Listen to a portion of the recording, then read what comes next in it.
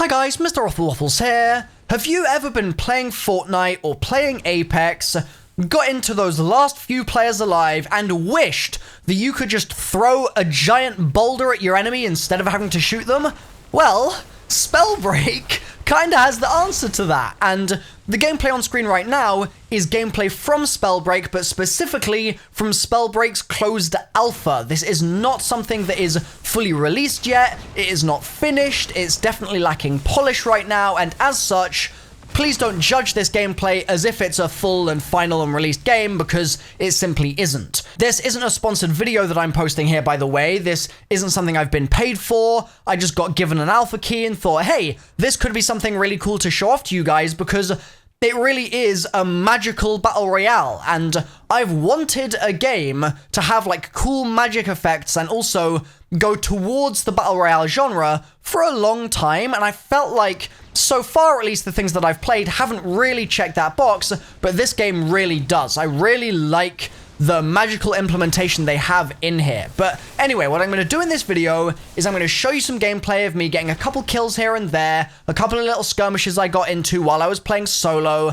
It currently supports solo and squads. There's no duos or trios or anything like that right now. And while I show you the gameplay, I'm going to talk about my initial thoughts, some things that I think maybe need to be fixed by the developers, and also my kind of final analysis of where I think this will sit amongst games like Apex and amongst games like Fortnite, Blackout, PUBG, etc. And we'll do that right at the end of the video. Okay, the first thing I thought when I booted up this game was, oh, this actually looks really visually satisfying. There's something about the art style in this game that I really like. And it's something that I think developers forget about quite often when they're designing their games.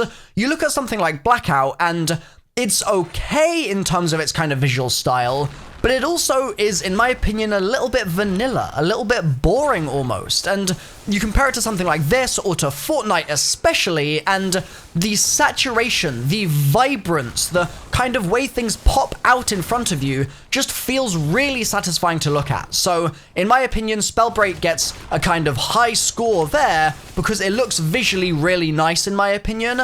I like the fact that all the items glow really nicely, they're very clear, it's not just looting a bag or something like that that's a little bit kind of boring. Instead, you've just got this really nice visual style throughout the entire experience, and that goes not just for items on the floor, obviously, but that goes for the environment, that goes for your character. I really like the character design that I'm playing as here. It goes for the effects, especially. Like, the effects in this game look so satisfying to look at, and that just makes me happy. As a player, I want to cast a massive wall of fire and actually enjoy looking at the thing. It just feels good. In a game with lots of magic, it's kind of important that the magic looks cool, so definitely gets a thumbs up from me there. One thing that I think they really do need to improve on that's kind of in this area of the audio-visual quality is the audio, because while the audio effects are kind of fine, there's no music, ever, which is so weird. And again, it's alpha, so I can totally forgive them for it, but I feel like this game could feel so epic once they got like a proper full score in there. But right now, with no music, it does definitely feel a little bit empty, and you're probably going to be noticing that while you watch this gameplay as well. This is what it looks like to drop in the game. There's no aeroplane, there's no battle bus, there's no helicopter. You just choose a portal, which is what I did about 30 seconds ago, and then you drop in wherever you chose the portal, and you can still kind of go forwards, backwards, left, right a little bit, but it's a little bit less so than kind of driving across the whole map and everyone jumping out that way. It does mean that you have much less of a feel for where other people are dropping, but you can see which portals have been used.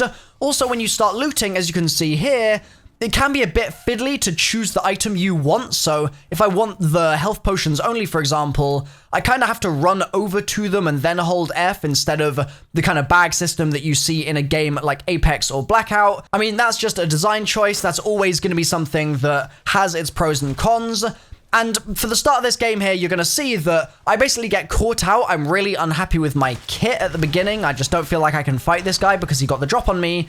And so I'm going to run away here and just potion up and then head back into the fight a little later. Now, alongside the looting system being a little bit fiddly, this game absolutely has a problem with things being too complicated. And this is something that some people really love in Battle Royale games and other people hate. So let me explain this one. The thing that I think got everyone into Fortnite in the first place was the fact that you could start playing that game and pretty much straight away you felt like you had a chance of getting a few kills because it was somewhat straightforward. You picked up a gun, you shot someone with it, and that was basically it. You just needed to do that a couple times in a game, and you could win.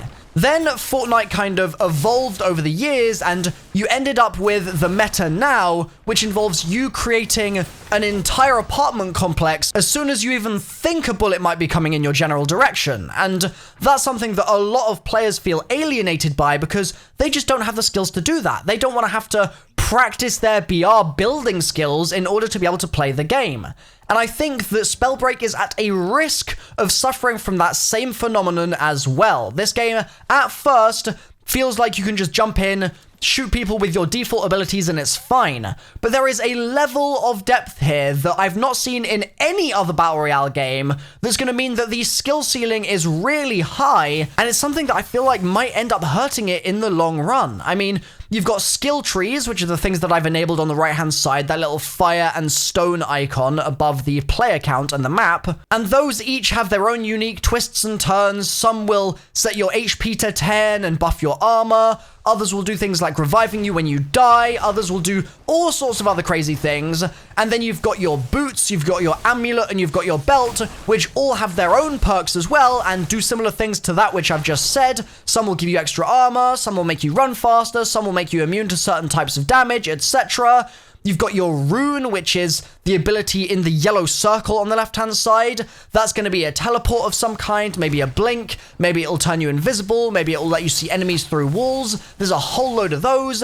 Then you've got your gauntlets, and there are different elements of gauntlets, and the elements can combine with different gauntlets. So if, for example, you fire your stone ability through a patch of fire, it will become a fiery stone ability instead. And you've got things like the ice ability, which creates ice patches being able to be destroyed by other abilities and to be kind of boiled by other abilities. And there's just so many combinations in this game and so much to learn. And so what it feels like for the first couple of hours of playing the game is basically every time you get a new item, you have to stop, look at it and go, okay, I need to read this thing's description. I need to see what this does, and I need to practice with it almost to try and figure out what combinations I can use with it and what other elements it might be bad or good with. And while that's really cool because it means that you can really make interesting builds for your character and you can really spec out your character to match your playstyle, it also means that you do kind of have to do a lot of reading. And this brings me quite nicely onto my next point about how this game will fit in the marketplace and how it will compete with other games. I'm just not sure in the landscape of games like Apex where you can jump in and just shoot people, and that's basically all you need to do. You don't need to worry even that much about which character you're picking because as much as it does change the gameplay, obviously, it's not going to necessarily be life or death in every single fight.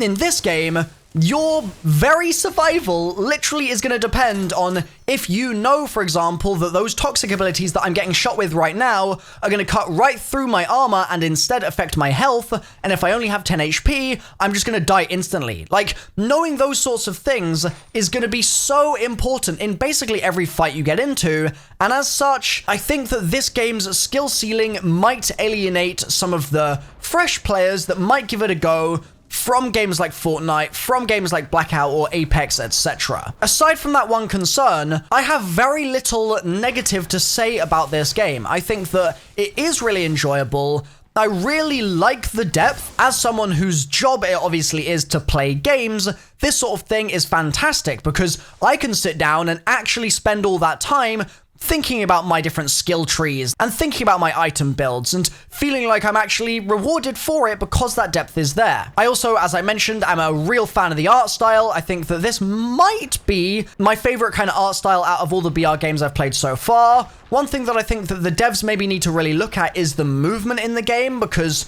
right now the movement feels a little bit janky. It feels like I should be jumping higher or faster or further or something quite often, and that's something that I'm sure that they can tune as it goes from alpha to beta to release. I'd say that this is a really good start. It definitely does need a little bit of work, but on the whole, I'm excited to see where SPELLBREAK goes. I like the fact that we're getting a BR with magic in it at last, and I'd like to hear your thoughts as well. Do you want to see this again on the channel? I can absolutely do a follow-up video with some epic victory royales.